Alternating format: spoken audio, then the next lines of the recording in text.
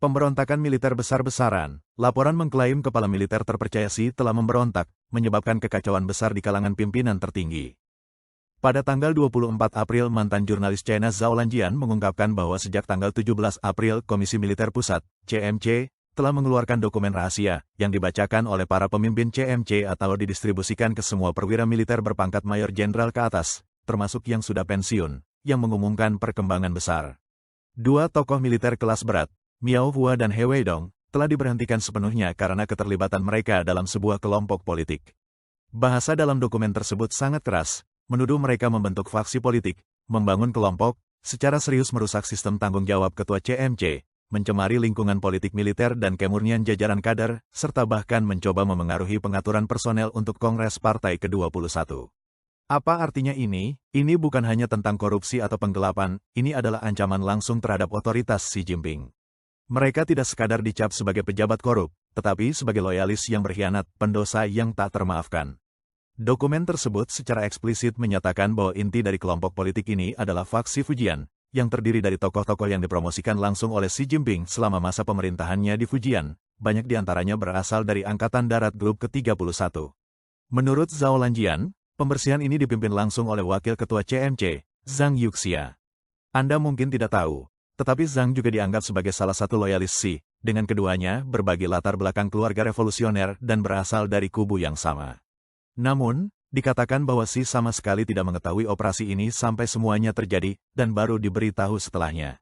Apa artinya ini? Ini menunjukkan bahwa ada kekuatan besar di dalam militer yang bertindak untuk menyingkirkan sekutu terdekat Xi tanpa persetujuannya.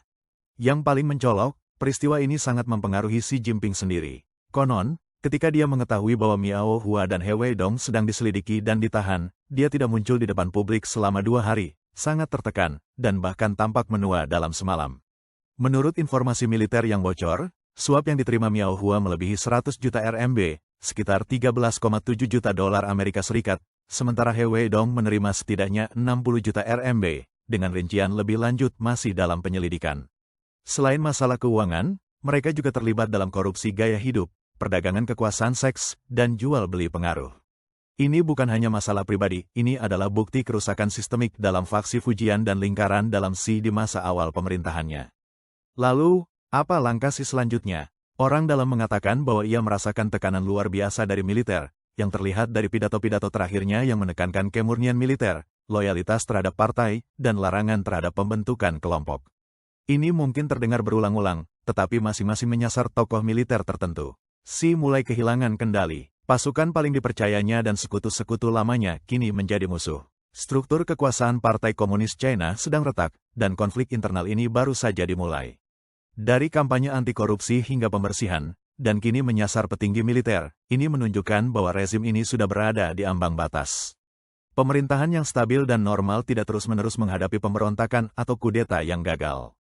PKC bukan sedang membela negara atau memperbaiki kehidupan rakyat, mereka justru terus-menerus menjaga diri terhadap ancaman dari dalam.